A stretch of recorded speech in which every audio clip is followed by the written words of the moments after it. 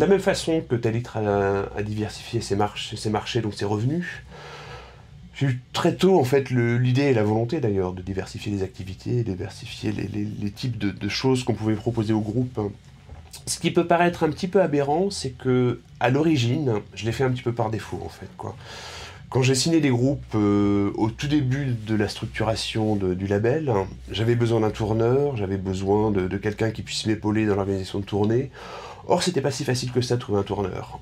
Aussi bien pour L-City que pour The National. Aussi aberrant que ça puisse paraître maintenant quand on connaît la destinée assez fulgurante du groupe, The National, quand je l'ai proposé à un certain nombre de tourneurs en 2003, personne n'en voulait. Personne n'était prêt ou disponible ou voulait prendre les risques pour faire tourner un groupe américain qui était totalement inconnu.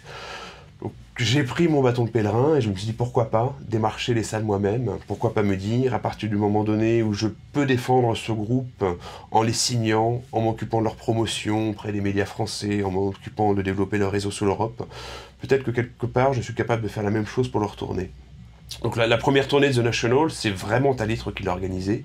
J'ai contacté un certain nombre de salles, j'ai contacté un certain nombre de festivals, et puis il s'est trouvé que les réponses ont été plutôt positives, que j'ai eu le soutien d'un certain nombre de salles, plutôt d'envergure d'ailleurs. On est à Nantes ce soir, je pense que l'Olympique fait partie des salles qui m'ont soutenu quasiment dès les origines du projet.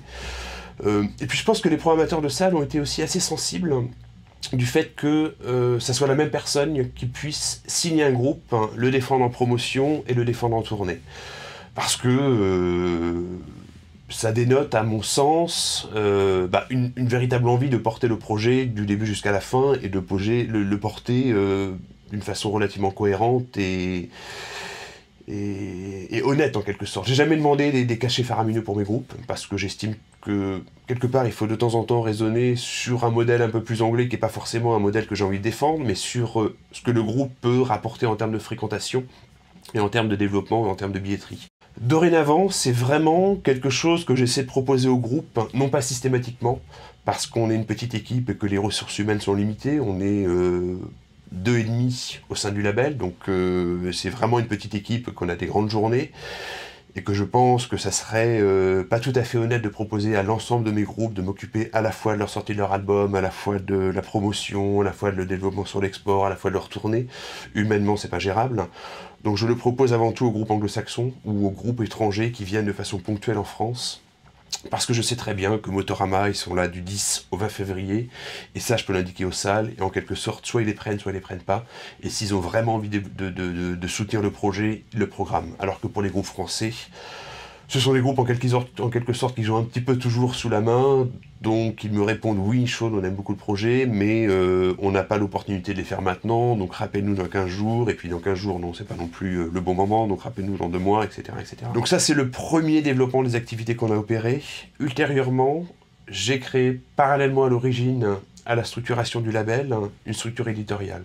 C'était le deuxième, ou le grand pôle de diversification des activités, c'est-à-dire vraiment le dépôt des œuvres à la SACEM, la collecte des droits d'exécution publique, la collecte des droits mécaniques, et puis toutes les démarches que font beaucoup de labels indépendants à l'heure actuelle, c'est-à-dire les démarches de synchronisation, c'est le placement de musique dans les documentaires, dans les films, dans les séries télévisées, et si possible dans les publicités.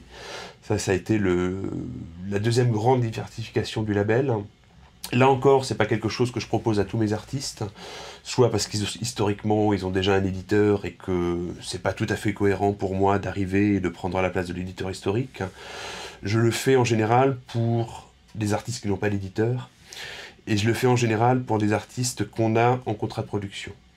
Parce que j'essaie de faire comprendre au groupe que, à l'heure actuelle, un label a besoin d'avoir des revenus complémentaires, et que les revenus éditoriaux peuvent non pas se substituer en fait aux revenus qu'on a dans le cadre de la vente de disques, mais être des revenus vraiment, vraiment complémentaires.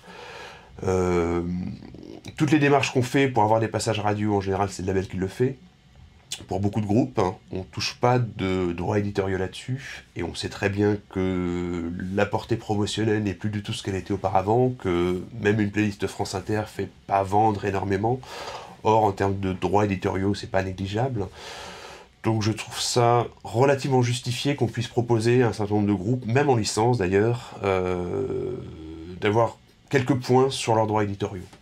Voilà, et là encore, j'essaie de le faire de façon la plus honnête possible, c'est-à-dire que c'est pas forcément des deals à 50-50, comme font beaucoup d'éditeurs, c'est plus des deals qui sont un peu calqués sur les investissements que le label a effectué pour développer le projet. Donc bien souvent, je propose un deal 70-30, c'est-à-dire que le groupe garde 70% des droits, le label touche 30%. On pourrait considérer que le label propose des contrats type 360 à nos artistes. C'est pas un terme que j'aime énormément, parce que je trouve que c'est un terme que relativement pompeux et que les majors ont cherché à mettre ça en avant, notamment lors de conférences de presse aux médias il y a quelques années. Je pense qu'un certain nombre de labels indépendants proposent une collaboration multiple aux artistes. Historiquement, ils l'ont toujours fait. Ils le font sûrement de plus en plus, tout simplement parce que les artistes n'ont pas forcément un manager, donc de facto on devient manager pour nos artistes, même si c'est quelque chose que je monétise pas. Il y a énormément d'artistes qui n'ont pas de manager, je pense notamment à Rachel Dad qui joue ce soir. Le fait qu'elle n'ait pas de manager, c'est bien parce que quelque part ça ne met pas d'intermédiaire entre l'artiste et le label, donc ça permet une communication qui est plus fluide. D'un autre côté, ça demande aussi beaucoup de temps, parce que Rachel Dad, elle est assez peu structurée, ou en tout cas elle découvre l'industrie musicale un petit peu sur le tard, ce qui veut dire qu'il faut lui expliquer beaucoup de choses. Même si elle a signé un contrat de licence, je réalise en fait quelques jours ou quelques semaines après qu'elle a signé, qu'elle a peut-être regardé les points principaux, c'est-à-dire les taux de royauté, les avances éventuelles qu'elle peut avoir, mais finalement il y a quelques points relativement précis qu'elle n'a pas tout à fait décortiqués. Donc ces points précis, il va falloir lui réexpliquer, et lui dire écoute ma cocotte, tu as signé ce contrat, mais peut-être qu'il faut que tu regardes un peu plus les tenants et les aboutissants de ce contrat. Donc c'est vraiment des... C'est pas des problématiques, mais ce sont des choses qui prennent du temps, et qu'il faut prendre le temps d'expliquer le plus sereinement, le plus concrètement possible au groupe. Et tout ça, ce sont des choses qu'on monétise pas. Et tout ça, c'était à un moment donné les rôles de manager, et ce sont des rôles maintenant qu'on prend de plein fouet quand on est directeur de label indépendant. Alors pourquoi pas, moi j'aime plutôt ça, en fait, expliquer à mes groupes ce qu'ils ont signé. Mais enfin voilà, tout ça, ce sont des choses qui sont relativement chronophages et que on ne monétise absolument pas. Voilà, après pour le reste, j'aime pas du tout intervenir sur l'image de mes groupes. C'est-à-dire que j'aime pas du tout leur proposer un contrat sur les produits dérivés. J'estime que l'image que le groupe veut donner, en quelque sorte, il ne repose que sur ses épaules. C'est pas mon rôle de leur dire je peux fabriquer vos t-shirts, je peux fabriquer vos sacs, je vais prendre des points sur les ventes de t-shirts après les concerts, je vais prendre des points sur telle ou telle chose. J'estime qu'en quelque sorte, oui, le groupe est vraiment responsable de son image, et puis de toute façon, s'ils ont été signés chez Talitre, l'image qu'ils cherchent à porter correspond à celle que moi je recherche avec mon label, donc on est forcément en corrélation.